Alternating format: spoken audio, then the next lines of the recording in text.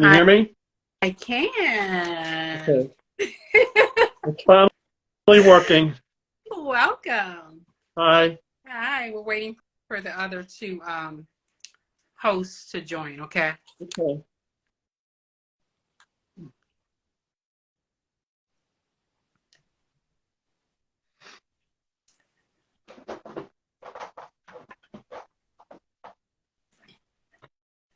Hello, hello. Hi. How are you doing today? And we're waiting for Dr. Lo Whiteman to come on. This is Wayne Lassane, Stan, and I'll introduce him in a moment. Then we have Dr. Lo Whiteman coming on as well, okay? Okay. So we usually just give it a few minutes for everyone to join.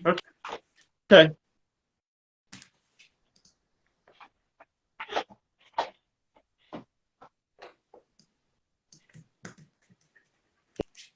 Here comes Dr.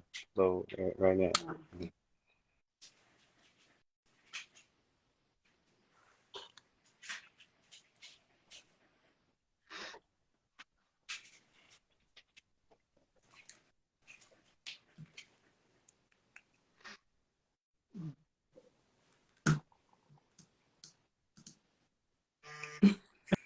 I'm just a figment of myself. It's not really me. My goodness, I thought you were frozen for a minute. Oh, then I was good at what I did then. So we'll give it a few minutes before we get started. Stan, this is Wayne Lassane and Dr. Laura Whiteman. Hi. This How you is doing, Stan Stan? Popovich, who is joining us tonight as our guest. I am so excited to introduce you to our followers and to hear your story. So we'll just give it a few minutes and then we'll introduce everyone, okay? Okay. Yeah, so Stan, where are you located? Pittsburgh, Pennsylvania. Oh, you're in Pittsburgh. Yes. Okay, how's the Steel curtain. how's the Go weather? Steelers. Yes. How's the I should weather? look. Yeah. All right, now wait a minute. Let me ask my question. Sorry. Yes. How's the weather there in Pittsburgh? It's getting warmer. It was cold last week, Oh, it but was? it's getting warmer now. Oh, okay. Go ahead, I was Wayne. saying I used to live out there. I went to school out there in the Art Institute of Pittsburgh. Okay. I went to Chartiers Valley. Okay, yeah. My brother worked at a Carnegie Mellon. Yeah. Thanks, JT. Thanks for joining and supporting us every week. JT, you're from Pennsylvania, right?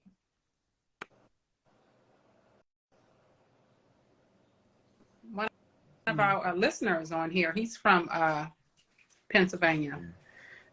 I just remember walking across that bridge and how cold it was, and walking across that river. Oh my gosh. When was that? I was out there in 1999, 2000, yeah. We actually, the school I went to, RSU Pittsburgh, actually helped put some of the stuff inside of Heinz Field. We were actually helping to, like, just with some interior stuff that we did, the school I went to, yeah. Stanley, do you prefer Stanley or Stan, or does it matter? Yeah, fine. Excellent. Thank you. Hey, historical fact, I was at the last game at Three River Stadium. It was Washington against Pittsburgh. I was there. Yeah, the last game they had there, yeah. You go to any Penguin games at all? I did not. Unfortunately, I've never been to a hockey game, and I've always wanted to go. And I had tickets at one point, and somebody gave them away because they didn't know I was like, why would you give my tickets away? They said, oh, I didn't think you wanted to go. Yeah, so I'm sad, yes. That's really something. Why would you give your tickets away? Gosh, don't do that. Yeah, she didn't know any better. Yeah, it was my wife. Yeah, she didn't know.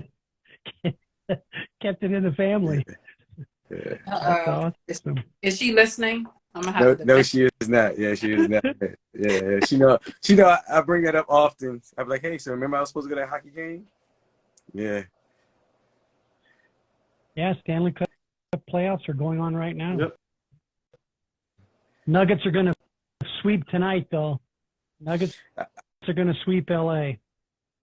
I think I was in Pittsburgh when Washington when Capitals beat the Penguins. Yeah, I think I was out there. Yeah.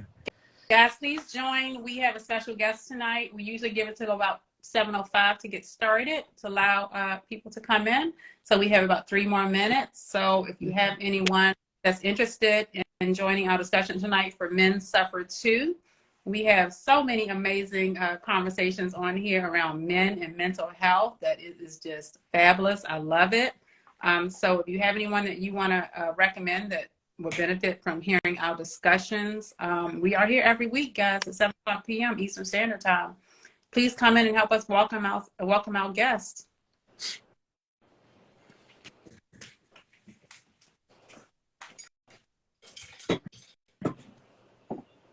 Sorry, I got quiet. I was trying to send it out to share it. See it. Very one-dimensional, my tasks. I have to focus very carefully. I have been writing, because I'm going out of town this weekend, I have been writing reports because I do psychological assessments for ADHD and trauma and other stuff. And I've been writing reports since this morning at 7:00 a.m. So I have not eaten. So I brought me a bowl of pineapples in here. You know, these pineapples are so good. I got these from Costco, and they're in coconut water. Mm. Oh my gosh, they are so good. Good. But it's a great sugar supplement rather than Yes. granular stuff. That's good you stuff. can just drink the water straight from the bottle. Mm. We have about 2 more minutes left. Okay. How's everybody doing out there? Are you ready for the holiday? We were talking about going to Martha's Vineyard. I don't know if we're still going to go, but I love Martha's Vineyard. Love it. Where is that again? And why would you go there? Right. Yeah. Yeah. I Exactly. love it. It's for the beaches, right? You go there for the beaches? I guess. I'm kidding you. I know where Martha's Vineyard is. You go there for the people and the food and the shopping. Oh my gosh. Yes, they have we stayed, last time I went, we stayed outside of the island in Cape Cod. Mm. Oh my gosh, they had the best lobster rolls. And I was trying to convince my friend to drive to Maine, because I always wanted to go to Maine and try the lobster rolls there. Because I think it was only I guess it was like 6 hours from Cape Cod. A short drive. No. No. And you want to try the crab cakes up there. Oh, really? Oh my gosh, yeah. And this is the season. Oh, no. It's everything is. Because Maryland, we got the crab cakes where Yeah. There's some different approaches up there than there is in Maryland. Is Maryland the red sauce? Is that what they garnish it with? No. We got those. We got the blue crab. That's that blue crab cakes. That's amazing. Yeah. Yeah. Yeah. Like, cause you go some areas it's more bread than it is crab, but in Maryland it's damn near all crab Right. and hardly any bread. Yeah. Yeah, they're spoiled there. I should have a food truck because I can cook a hell of a crab cake. Really? Yes. Okay. Danny, what's your favorite food in Pittsburgh? Is it that sandwich with all the cheese on it? French fries. Yeah. Oh, the steak and cheese. That's Philadelphia. Oh, that is yeah. Yeah, the whole state. Philly cheese. So what's your favorite food, Stanley, in Pittsburgh? I like seafood. Oh, there you go. See? Right in line.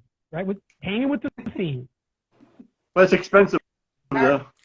Yes. I'm trying to fix my mic. Okay. Well, let's get started. It's 7:06 now. All right, guys, let's get started. Guys, my name is Dr. Leslie Rogers, and you are here listening to Let's Talk Men's Mental Health with Wayne Lassane, Dr. Lo Whiteman, and our special guest, Stan Popovich. Hello. Thank you for inviting me. Stan is the author of the popular Managing Fear book, A Layman's Guide to Managing Fear. For more information about his book, you can always go to his website. And I'm going to post that on here so you can check him out. And hopefully we'll have the book inside of the Mental Health Talk bookstore as well. So Okay. we have Stan today talking about his book, Managing Fear, A Layman's Guide to Managing Fear. I have my own signed copy here. Good upside down. Oh, it's not upside down. Oh, it's the inverted, you're doing the... Yeah. Wait, what am I doing? It's just because it's on camera, that's all. Yeah, it's just because your camera. No. I don't have it upside down. No, it's not upside down. Okay. It's inverted. Yes. Oh, okay. But yeah, so this his book, I was reading through it and I was looking at your experiences with anxiety and with fear. So what I'd like you to do is start by telling us about your book and what it's about, and then we'll get into discussion around your experiences with mental health. So Stan, what we do on here, we normalize mental health experiences for men and we validate those experiences because, as you know, men suffer too, right? Yeah. Men are sometimes are a bit resistant to get treatment around mental health, and especially when you talk about mental illnesses because of stigmas that are out there that exist around mental health. So I like to bring guests on here because I think it's more symbolic and more interpersonal when we have guests on to talk about their own experiences around mental health and mental illnesses, because then it does validate. It makes it seem like, oh, wow, I'm not the only one that goes through this or have experienced this. And maybe I can get help because maybe I won't be judged, right? Yeah. So thank you for coming on. Tell us about your book. Okay, I struggled with fear and anxiety for over 20 years. I started at Penn State, and that's when my anxiety got really bad. And I would talk to different counselors, and I would get different answers, and I had a hard time finding ways to manage my fears. So I kept notes on every conversations I had with different counselors I talked to and books I read. Over the years, I converted all my notes into a small booklet called A Layman's Guide to Managing Fear, which covers a deep list of different techniques that you can use to manage your fears and anxieties and mental health. And everything's on my website, managingfear.com, where I offer a lot of free advice for those people who can't afford to buy my book so people can start getting help right away. And basically, it's a book that gives you an overview of different variety of techniques that people can use from a psychology standpoint and also from a Christian perspective, because some people like to use their pastor and use God to manage your mental health. My book gives my readers the opportunity to different opportunities to manage your mental health from a psychology perspective or from a Christian perspective. Awesome. And I was reading through your book, and thanks for signing for me. Thank you. So did most of your anxieties resolve around like social anxiety? I was reading some of your pages and talked about like fear of, especially in school, fear of failing classes, fear of not doing so well, fear of judgment or evaluation, and things of that sort. Do you find that most of it centered around social anxiety?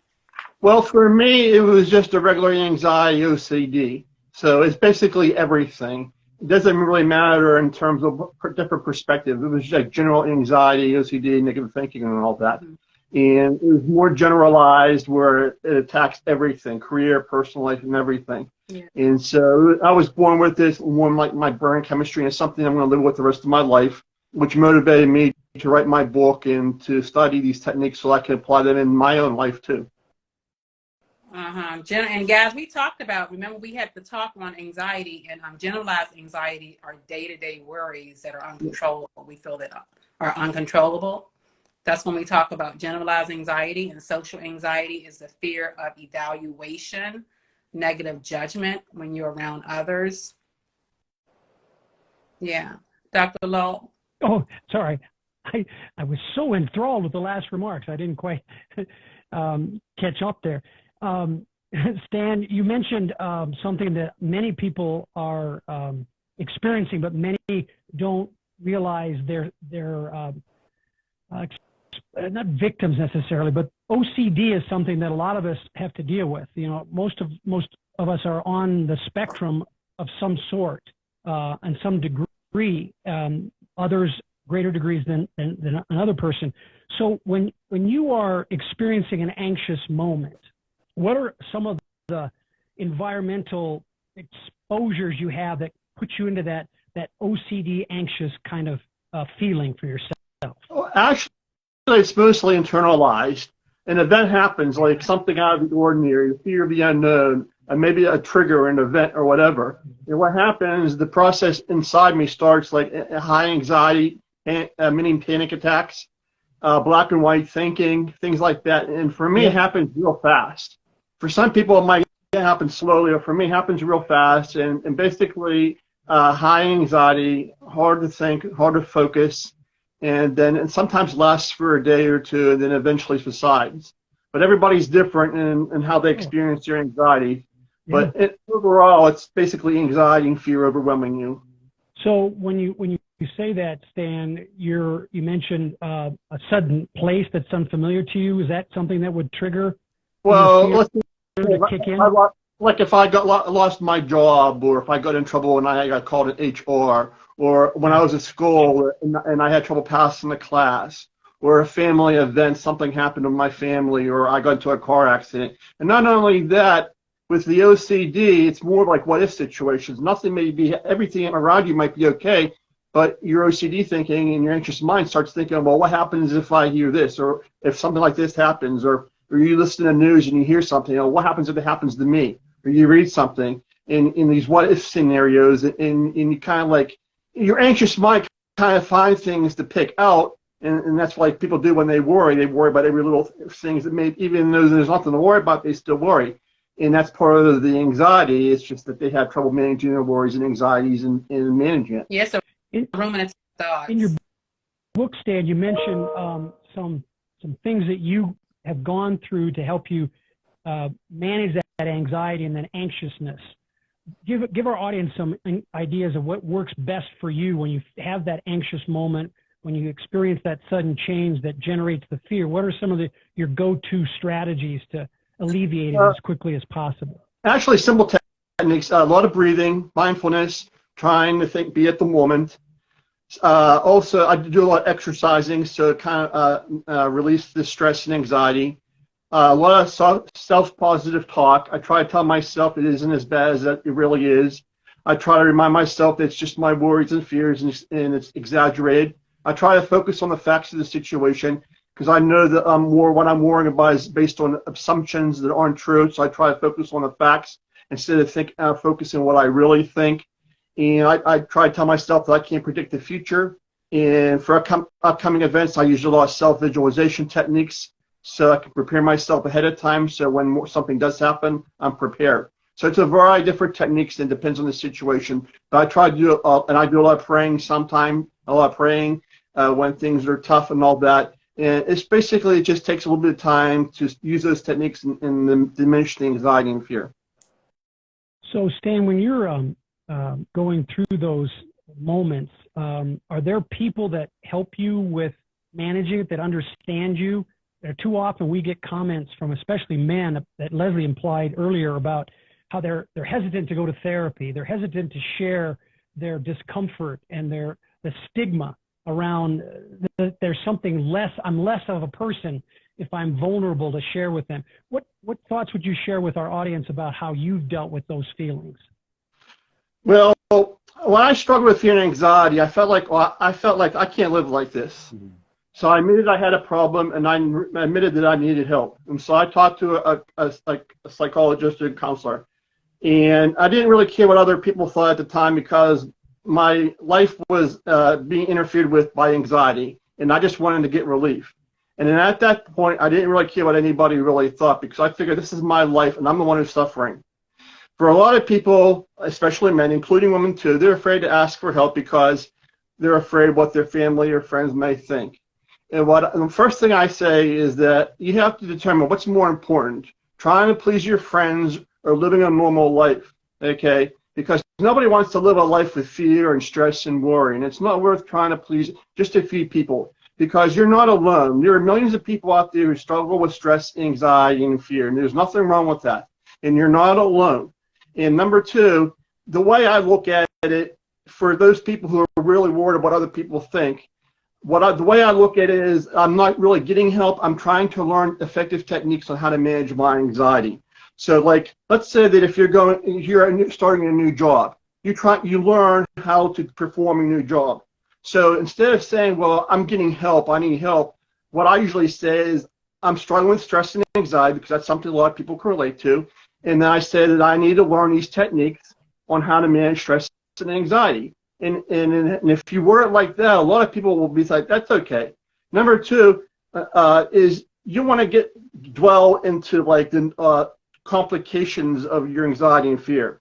If you start saying, well, I have PTSD and OCD and all this other stuff, all you have to say is I'm struggling with stress and anxiety, because most people can understand that, and I'm just seeking some help or some guidance on how to manage that. If you say it like that, people will be able to understand, because everybody relates to stress and anxiety, because everybody deals with it. And there's always going to be a few people who are going to give you a hard time. And what I try to do is I try to reason with them. I try to say, I'm struggling with some stress. And some of them just don't understand. And I lost a friend because of it. And I said, look, if you're not going to support me, then it's just best you don't bother with me, because I'm really having a hard time, and I need to get my life together, and I need to manage my anxiety, because in the end, your friends and the people who are giving you a hard time, they're not the ones who are going to suffer. You are the one who are going to suffer the consequences.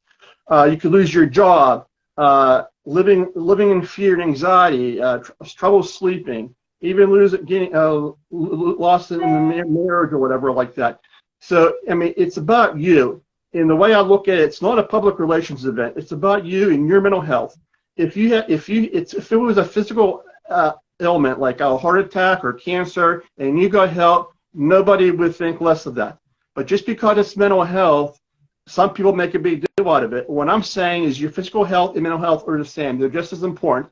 And you can't let one or two people judge you and stop you from earning the life that you deserve. You've made some really good points, Stan, especially about your interactions with the public, family, and employers. So I'm going to ask you to talk about what are some of your strategies on raising this topic about mental wellness with your employer. What kinds of strategies have you used, and what the successes you've had? Well, with my employer, I really don't discuss my mental health with anyone at work, because to me it's like my own personal business. And if people ask, well, if I'm why you miss work, I just say that I had a stressful day, because you're there to work. You're not there to try to get people to understand your mental health. Okay, because the way I look at it is the less you say, the better. Because if you say something, someone's going to jump on you, or they might not like it, or somebody will like it. The less you say, the better. And if somebody does come up to you, try to be generalized and be polite and all that.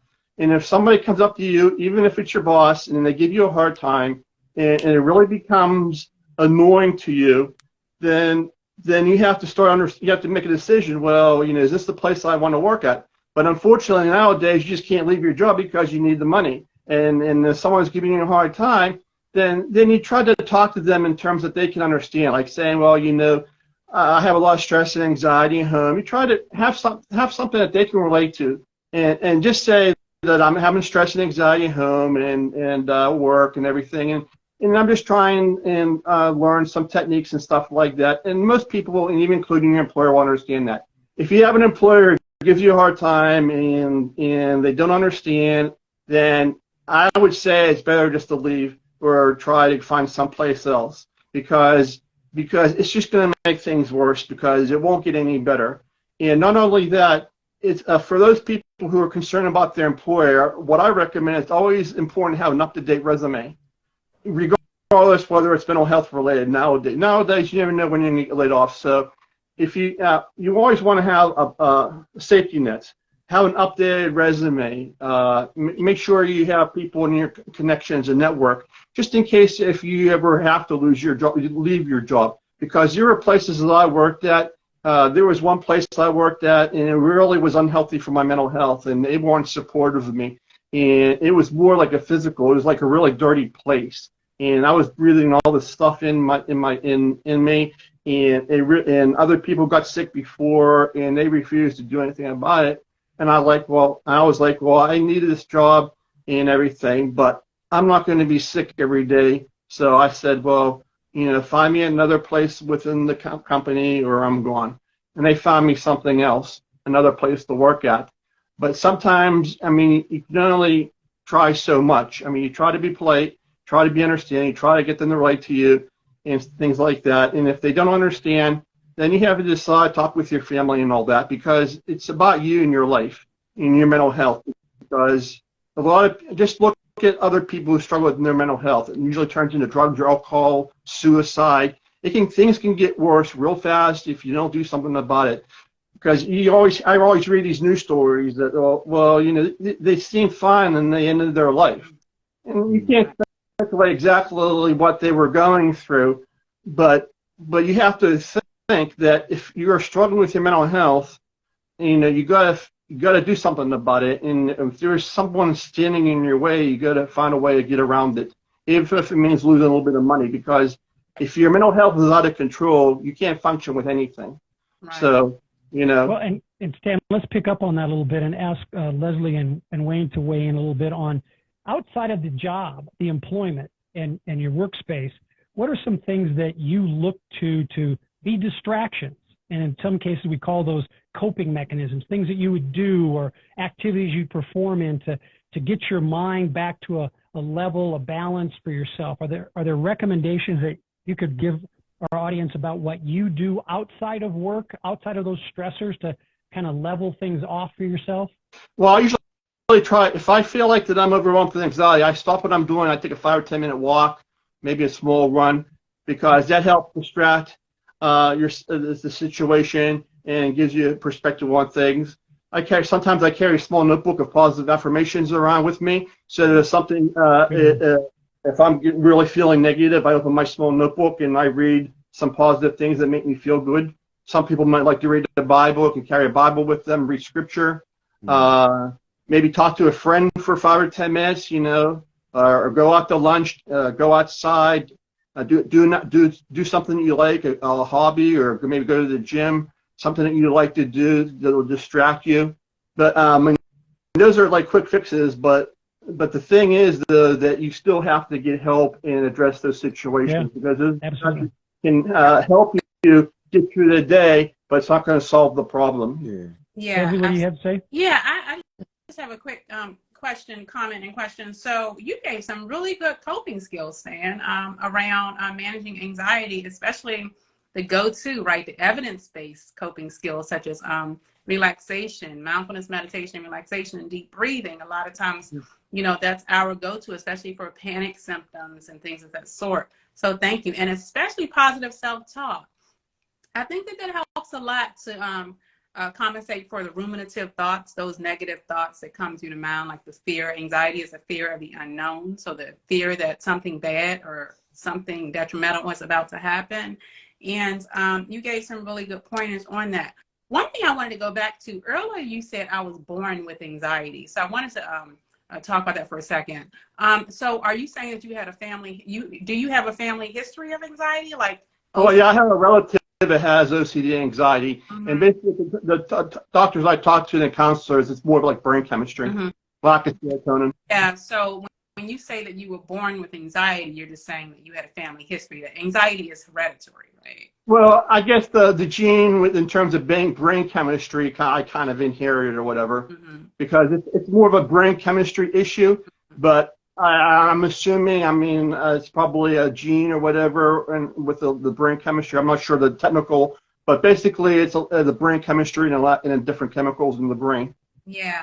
So yeah, and I wanted to clarify that because I know that so some disorders are genetic based and hereditary, and then with anxiety, there is different theories about anxiety. One being again that nature nurture debate, and conditioned. If you guys have Pavlovian conditioning, talk about how anxiety is conditioned, a conditioned response. Something happens that is paired with an unneutral stimulus, and then somebody gets on an elevator, for example, never afraid of elevators, gets on an elevator. That one time the elevator breaks down, so going forward the person never gets on the elevator again because now he associates the elevator with danger, right?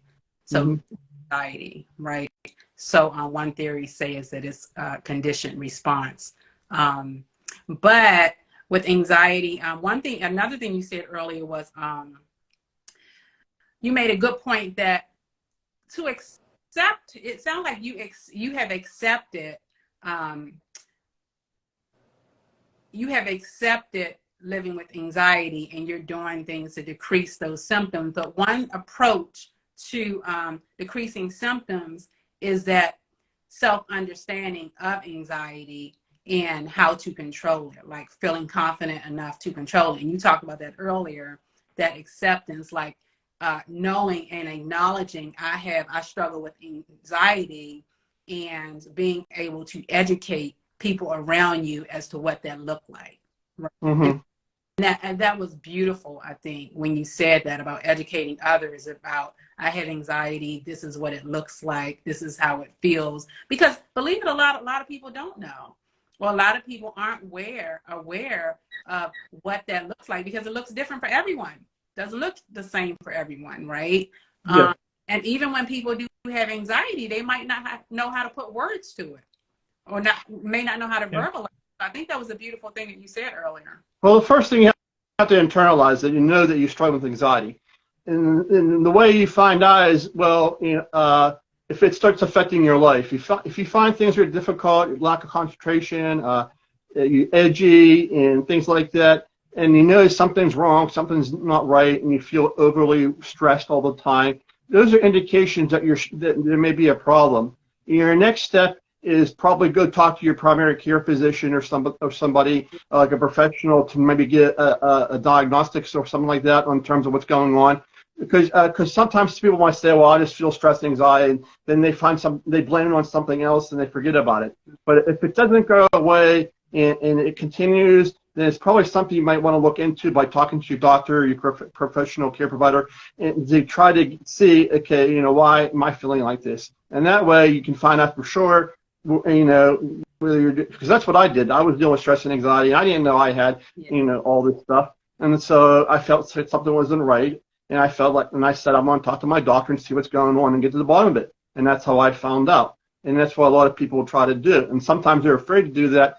But if you try to ignore it, or if you try to make excuses for it, it's not going to go away. I mean, for some people it might, but for a lot of people, it doesn't usually go away. And to save yourself the suffering, the trouble, and all that, talk to your doctor. It's not like a life sentence. But wait a minute, you said it's not going to go away. I want to correct that, because you can, you're saying, so that's that negative, I think that connotation that I have a disorder and I can never get rid of it, right? But I think that you actually talked about earlier your coping skills and things that you engage in, such as self-talk, relaxation, mindfulness, relaxation, meditation, prayer, and other stuff that you engage in. It can reduce anxiety, right? So there's ways to manage anxiety. So I want to kind of not say that. Yeah, it depends on every like a certain person, because like some people, they stress and anxiety,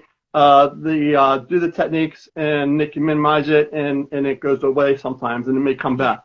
But if you have a mental health disorder, it's a lot more complicated. And you may use the techniques, but if you have a disorder, it's going to be you can still minimize it, but it's going to come back a lot faster probably because you have the disorder. So I think it goes back to the brain chemistry and your body makeup and everything, because everyone deals with stress and anxiety, and it usually goes away after a while, or they apply a couple of techniques and then it goes okay.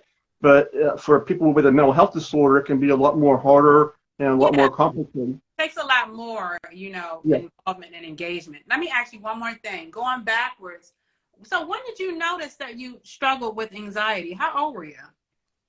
Well, actually, when I was maybe in high school, I started realizing that I started having anxiety issues, but I kind of didn't really get into it until when I went to Penn State, and it started, and that was like a trigger for me, and that's when the anxiety really got back, because it was my first time away from home and everything. Yeah, was something going on back then, though? And I don't want you to get into anything that you don't want to get into. Oh. But was there triggers back then, or growing up, or bullying involved, or?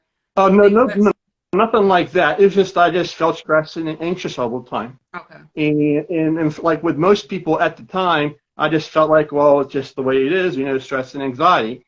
and I would talk to the counselor and all that, but I never really got into the details of why. But then when I went to Penn State and being away from home and going to a hard school and everything, that's when it really started getting really bad. And that's when I started thinking, well, maybe I'm going to talk to a doctor and find out what's really going on, because it was like, I've been doing this for a couple of years and I got tired of it. And I'm like, I'm going to get to the bottom of this. And that's when I did that. And I got more information and everything. But for everybody else, for a while, I kind of dismissed it. Where I would talk to somebody, I would go to a support group or talk to the counselor, and they would give me some advice, and I would go back, and it would go away and all that. And it was kind of like off and on, off and on.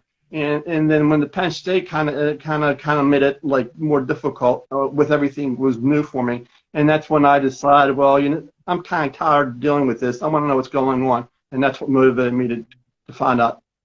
Just a couple of programming notes, guys, before we go on and turn it over to Wayne to ask a few questions. There was a study done by a doctor, Dr. Gerald Nestat, about OCD and the relationship of genetics versus non-genetics. That's a big question by a lot of families. It's more prevalent that it would be a genetic connection in a family if the onset of OCD-like behaviors and the anxieties associated with it come at a very early age, like elementary school-ish kind of age. As a young adult or into a full adulthood, it's less likely, based on that study, that it would be a genetic connection.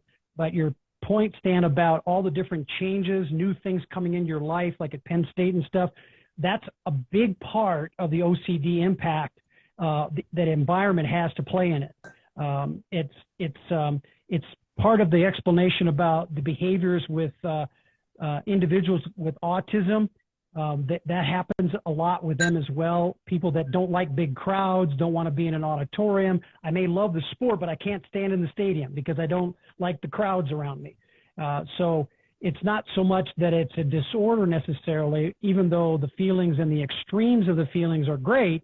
Make sure that we keep everything in perspective, that the studies prove and show right now that we need to be aware of our environments, like Stan has been saying, and be a conscious effort to take steps to get to the experts and get solutions. So with that being said, I'd like to ask Wayne to address questions about the, kind of the environment and, what kind of triggers people in that regard, and ask Stan to weigh in on that. Yeah, well, so thank you. Yeah, Stan, first of all, like thank you for having, being on here.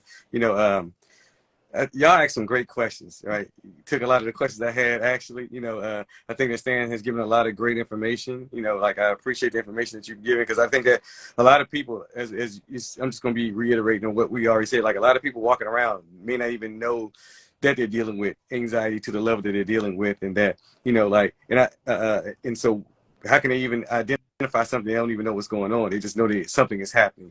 I think that was great suggestion that you gave about releasing energy, like just to working out or running or whatever, because that anxiety is that energy that's pent up in you, that's built up, right? And so there's ways to exert it. I thought that was great, just for those techniques or tools just to get a release. I think that's amazing.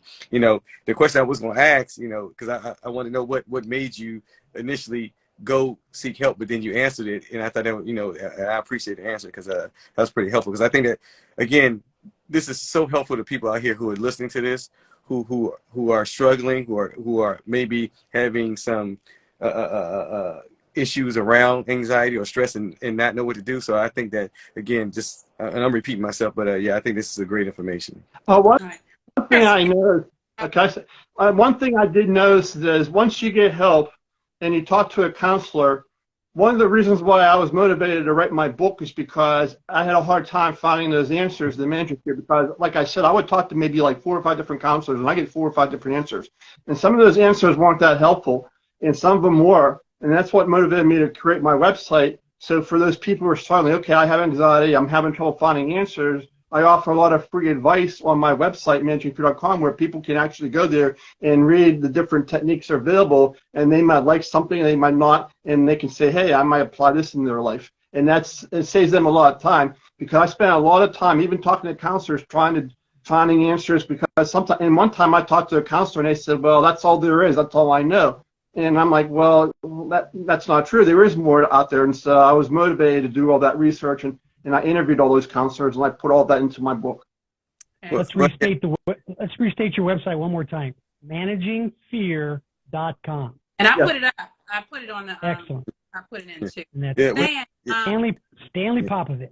I know. but just the fact that you put in all that work, Stan, you know, and you know, because you lived with it for so long, it definitely gives you, you know, a more in-depth perspective than possibly. And again, it's nothing towards the counselors that you've spoken to, but because you've lived with it for so long and you've actually identified a lot of these parts that you're going that you have dealt with. Man, I love that you put this website together, that you got people coming to, because I think that you can be a huge resource within the community for people who are dealing with things. So, you know. And in some communities, there's a lack of resources, and also then there's a money factor. A lot of people don't have a lot of money or health insurance and pay for counseling. And so that's where I provide free advice, because I want to be able to help those people too who can't afford it, who maybe can't afford to buy my book, but they can still go to my website and still learn something and apply stuff into their life. Stan, really quickly, can you talk about physiological components of anxiety, like the internal symptoms felt, like if you don't engage in a compulsion, or if you don't, you know, follow through with an OCD, you know, compulsion, or how does it feel like physiologically? You get a lot of negative thoughts, overwhelming thoughts, fearful thoughts that are based on really fear, and they're really powerful, and the thoughts overwhelm you, and you can't really think straight. And that's in terms of your mind and your thinking. And the body-wise, it's just overwhelming anxiety usually. Like if you have a mini panic attack, like you ever have times when someone scared you and you like jumped and it's kind of like that, a mini panic attack. And to me, for me at first, and when I started, it was really difficult, but with practice, I'm kind of used to it, and I know the techniques to deal with it. But for a lot of people who are listening to the show, it might be scary for them because they have basically high anxiety all of a sudden, and it takes a while for it to go away too. So you're suffering with that anxiety and the overall thinking and all that, and the negative thinking. And that's why, again, it's important to talk to a counselor, because if you talk to somebody and then you learn these techniques, then it's less suffering for you. And another thing I always try to do, I always learn from my experiences. Whenever I had a bad episode, I always wrote down, after when it went away, I would write down, well, what did I do to get that anxiety done? Because a lot of people forget, well, what did I do the last time? So when you go through a bad situation, yeah, it's bad, but try to learn from it. Learn what did I do the last time and made it go away? And that's what I did a lot of times, and that's what I did with my life. Every time, because I had a lot of these anxious moments throughout my life, and I would write down, well, what did I do so the next time it comes, you'll be more prepared to deal with it in the future. Thank you. Stan, let me ask you this question about a phrase and I want to hear what you had to say, how it resonates with you, and how you may have used some of the components of it. And the phrase goes like this. Everybody will understand this one. Grant me the serenity to accept the things I cannot change, the courage to change the things I can, and the wisdom to know the difference. How does that serenity prayer impact you and how you might manage your anxiety? Well, on a normal day when I'm not anxious and overwhelmed with fear and anxiety, yes, I'm like with everybody else. But when your mind's overwhelmed with fearful thoughts, and when you're in the middle of a panic attack, it's a lot harder to read that and understand and to really grasp the details of it, because when that's happening, your fear and anxiety are in control, not your normal thinking. And with the fear and anxiety, which is a lot more powerful than you, and you can't function because you get like blew up in the ball. Some people, and they just can't function, and it's very hard to do. And that's why I try to find those techniques because when you start applying those techniques, then when the anxiety level starts decreasing, then it becomes easier to like those statements and everything. And but everybody's different. I mean, some people may have a lot of anxiety and they can read that statement and it goes away real fast. Everybody's different, but it's just say it's a lot more difficult when you have a lot of anxiety overwhelming you. It's harder to think. And sometimes it takes a little bit of a while for it to decrease and understand and to be able to get back to normal.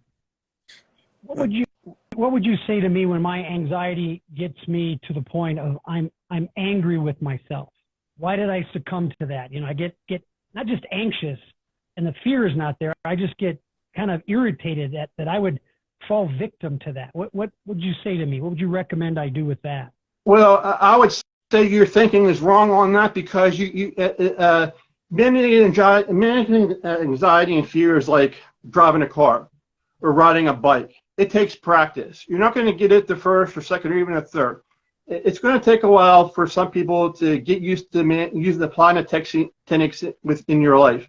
So even if after 5 or 6 times and you apply the techniques and something doesn't work out, you can't beat yourself up because anxiety and fear are hard to manage. It's not something you learn overnight or even a month. I've been dealing with it all my life, and it's still very difficult because it's just the way things are and the way your mind and your body is. So you can't beat yourself up. You have to be patient, and you just can continue learning. And if you do mess up or something doesn't go right, because things aren't going to go right, don't beat yourself up. Don't get angry. Just say, what did I do? How can I improve the next time? And also, if you have a counselor, talk to them, tell them how you felt, what happened, and everything, and they can work with you too. And that kind of helps with that process. But you shouldn't beat yourself up. Nobody should, because anxiety and fear are very difficult, and it takes a long time. Well, for everybody, it takes a while for it to really be good at it. So, Stanley, when you first experienced this many, many years ago, was there any particular person that helped guide you, or were you, because you've been mentioning it's pretty much been you. It's centered on you finding the solutions. Was there anybody in your community or family that gave you some, kind of those emotional hugs, to help you figure out? Well, these were like in late 1980s, early 90s. And at that time, mental health wasn't a big thing. But what I found out, most of the people around me just didn't understand what I was going through, except maybe one relative. And even that person, they kind of said, well, you should probably talk to a counselor. But most of the people around me just didn't understand. They understood what stress and anxiety was, but they didn't know what I was going through. So since you've gone through that and we're now in 2023, is it worthwhile engaging family members to get a level of understanding with them, or should we still continue to push forward on our own by ourselves? If you can have a supportive family members that can help you, then I encourage you, because it's hard going by yourself. It's always good to have people who are supportive. And if you have people who are willing to work with you and understanding, then I say use all those resources. They might not be able to take the anxiety away, but they can give you advice, and they can encourage you to do things like join a support group and things like that. So if there are people there who are willing to help, don't be afraid to talk to them, because if they're understanding and they're willing to work with you, then take advantage of it, because that's going to help you, because you feel less alone and everything. For me, it's just the people around me didn't understand. And even nowadays, today, there will be people, they might not understand your situation, but they can still encourage you to get help and be positive and influence in your life. But and that's important. So, Dr. Leslie, talk a little bit about the therapeutic process and how that should dovetail into what Stan's just shared with us about his past and seeking out therapists. Absolutely. And I was going to say, support systems are always great. One thing I always ask people, what are your support systems like? Mm-hmm. Because it's always great when you have people around you, and not everyone will understand you. And it's about educating others as to what you're going through so that they can understand and be empathetic toward your presentation. With therapy, as regards to therapy, the go-to is like in reducing anxiety is to a lot of self-reflection, a lot of understanding self and what's going on in your life, and a lot of mindfulness, relaxation, and meditation. A lot of relaxation techniques to get that body back down to that natural resting state, especially when you have those heart palpitations. And that's why I talk to you about the physiological aspects, because a lot of people have physiological symptoms of anxiety and not know it's anxiety, right? Stan, you made an excellent suggestion earlier, and I say this all the time. Get a physical first from your doctor, your primary care medical doctor, to rule out, to see if there's any medical conditions going on before you seek health treatment, right? and then, come and talk to someone about reducing anxiety. So absolutely, coming to therapy, there's a lot of evidence-based approaches to deal with anxiety. There's a lot of talk therapy out there. There's medication. Some of you don't believe in medication, some of you do, but there is medication out there also for anxiety to help reduce symptoms. Guys, anxiety can be debilitating, Yes. which is what it can there's be. also a lot of support groups you can take advantage of too. There's support groups around anxiety, group therapy. A lot of times when I have patients with anxiety, I recommend group therapy, because group therapy, you can validate each other's concerns, and it teaches, it helps you practice with socialization, especially with social anxiety. Being around group, getting familiar with your peers, and being able to talk about your experiences with other peers and similar peers that are struggling with anxiety too, helps, right? Because it helps to validate those experiences that you're going through. So individual therapy, group therapy, medication. Again, medication, a lot of times, people will do medication to help just until they build skills to kind of control and manage anxiety, right? So medication might not be for a long term. It just might be temporarily until you can get anxiety under control and get stabilized.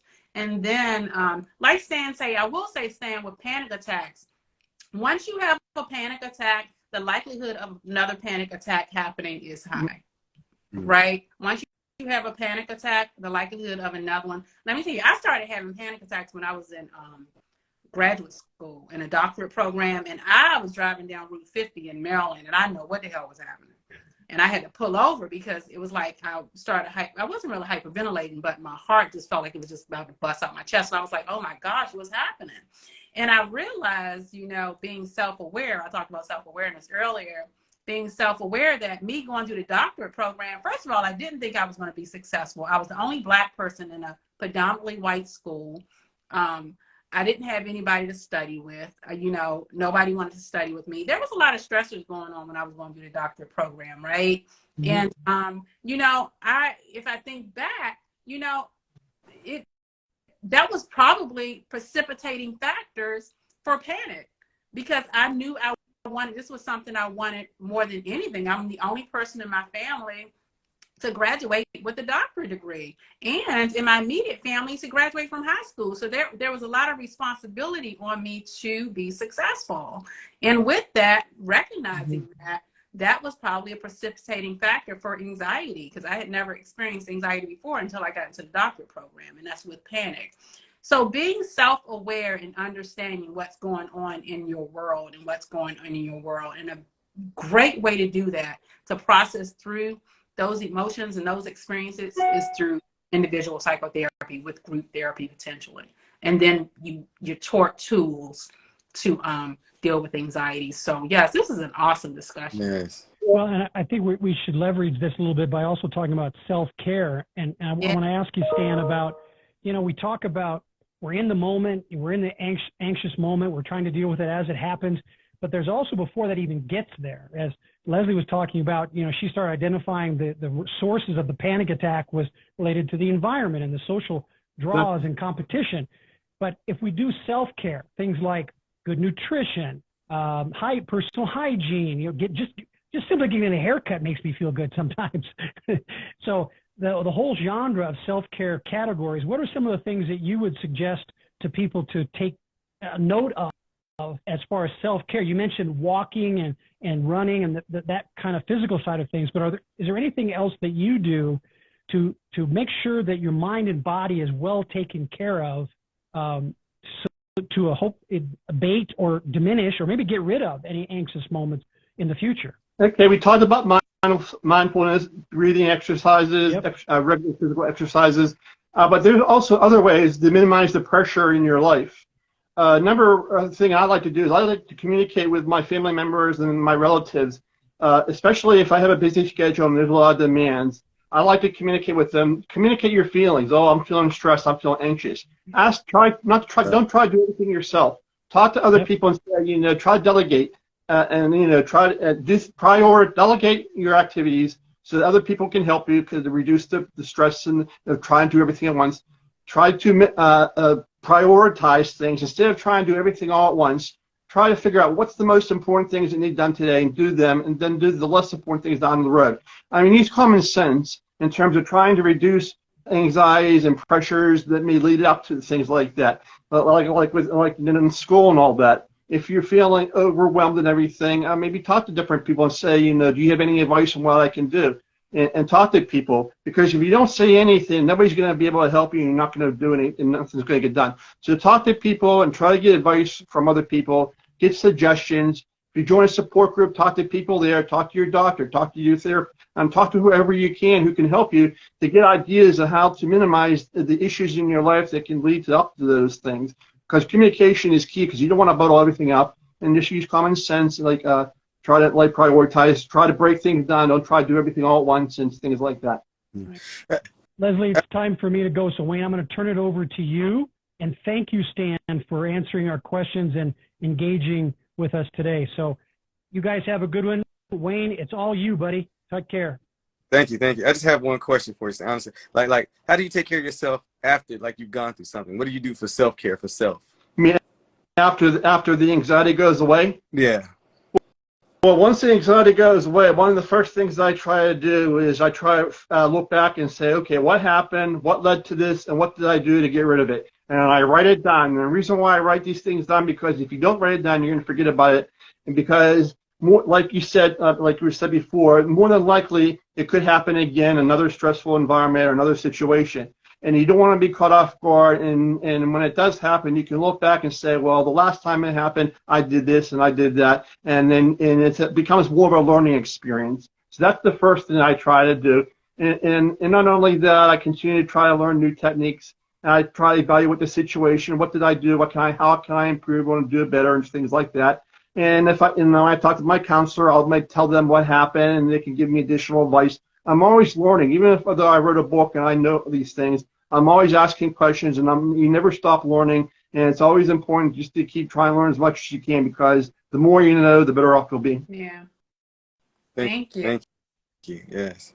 Thank you so much, Stan, for coming on and delivering an awesome session around anxiety and talking about your personal experiences and being so brave and vulnerable and talking about this. I know you've been talking about this for a long time. And one thing that is helpful is exposure. Exposure techniques are helpful in anxiety situations. And believe it or not, talking about your symptoms and talking about your experiences around anxiety-provoking events is exposure.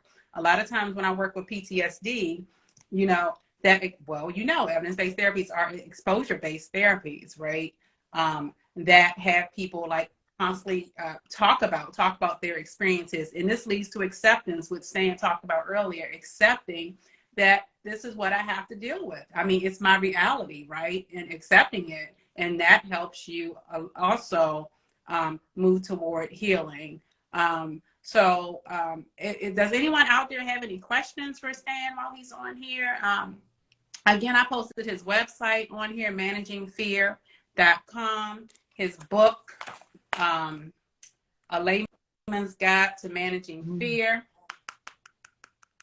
that I have my personal copy. And it has some really great ideas in here. This is about his experiences with anxiety, with OCD, and how he manages it. And I invited him on here to show that you are not alone. Anxiety is real. A lot of us feel it. A lot of men succumb to anxiety, and it's okay to talk about it because others experience it too. And these techniques can also apply to women too. Mm-hmm. Exactly. Just because this is Men Suffer Too doesn't mean that women are in the mix as well. Everything we discuss can also apply to women too. So absolutely. If no one has any questions, we're going to end. But again, this is Men Suffer Too. Let's talk men's mental health, and we're talking to Stan Popovich about managing anxiety. He disclosed that he deals with high anxiety and OCD, And he talked about his experiences, his personal experiences, even through childhood, and how he's learned how to manage these symptoms. He's given wonderful tips around self-care, and coping mechanisms and managing anxiety, which sometimes can be debilitating. And it's not overnight. It's something that you have to practice. You know, you practice makes perfect. Yeah, I think this was super informative, Stan. Thank you for this, because I think that, again, I think that a lot of people out there this is going to be relatable for them, especially the information you gave from your own experience and what you go through and what you feel in your body and how you experience it. I think a lot of people can relate to that. So, again, thank you for coming on and sharing this with everybody. So, Sammy, before we end, do you want to give any advice or say any last words before we end? Just because you deal with anxiety and stress and all that doesn't mean it's a life sentence. So don't be afraid to talk to your doctor, because a lot of people may be hesitant. There's nothing wrong with finding out, because the more you know, the better off you'll be, and you can live a normal life. It's not the end of the world if you do have these issues, because they are manageable, thank goodness. And it just takes a lot of work and practice. And also, for a lot of people who are listening to the show, they may say, well, I don't have the time to do all these things. Well, a lot of people are busy adults who have a career, family, and they don't have time to join support groups and therapy and counseling. But the way I look at it is that just take some time each day to do something, and try to find some time to get something, because if you don't manage your mental health, it's just like your physical health. You're not going to be able to function, and you'll lose everything. So you're better off spending some time with your mental health, because if you don't, things will just go downhill. So if you don't have the time, find the time, even if it's just a little bit, because a little bit is better than nothing. Absolutely. I agree. And saying that, I am going to offer classes starting in July around mindfulness, meditation, and relaxation. And I have a class coming out, Mental Health Part 1, Building Awareness Around Mental Health, and Part 2, Building Awareness Around Mental Illness, that is also coming out in July. So stay tuned for those classes. I'm also going to offer a cognitive processing therapy class for trauma, cognitive processing therapy for trauma. The cognitive processing therapy class is for men. However, the other classes are for everyone, general public. So stay tuned for that, because we will be advertising for that soon. So thank you so much, Stan, for coming on. I really appreciate you. Well, thank you for inviting me. And Wayne, as always, we'll be here next. No, we won't be here next Monday. Next Monday is a holiday, guys. Yes. See you in 2 weeks. So we will be back week after next, not next, the Monday after. So if there's nothing else, I will talk to you guys soon. Make sure you're back here after the holiday, Monday at 7 o'clock p.m. Eastern Standard Time, for some other awesome discussions. Okay, well, thank you. Okay. All right, bye. 2 weeks. Okay. It is not 2 weeks. 2 weeks. It's not next Monday, so Monday after that. 2 weeks, yeah. Let me look at my calendar, because I don't think that's 2 weeks. So Monday the 29th, we won't be here. So we'll be back on the 5th. Yeah. Is that 2 weeks? Yeah. Okay. See you in 2 weeks. Okay, thanks. Bye. All right. Bye. Okay. All right.